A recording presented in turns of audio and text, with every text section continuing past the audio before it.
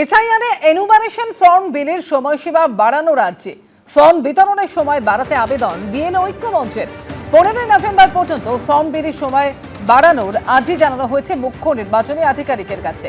চিঠি দিল বিএলও ঐক্য মঞ্চ। ফর্ম বিলির সময়সীমা ছিল 11 নভেম্বর পর্যন্ত।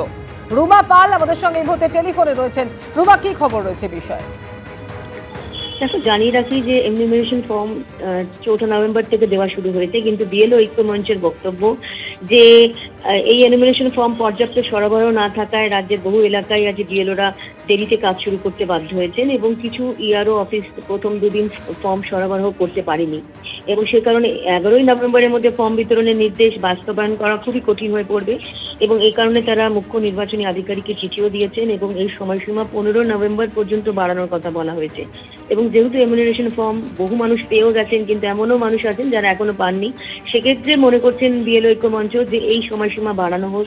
এবং তার সঙ্গে সঙ্গে এটাও ঠিক, বিএলএদের বিষয় নিয়েও তারা যেমন অভিযোগ দায়ের করেছেন মুখ্য নির্বাচনী আধিকারিকের কাছে এবং বিএলওদের যে অসুবিধার কথা সেটাও তারা তুলে ধরেছেন। অর্থাৎ এই এনুমারেশন ফর্ম 4 নভেম্বর থেকে দেওয়া শুরু হলেও এই আরো 2-3 দিনের মধ্যে যে এটা দেওয়া সম্ভব হবে না পুরো জায়গায়, সেটাই তারা বলছেন।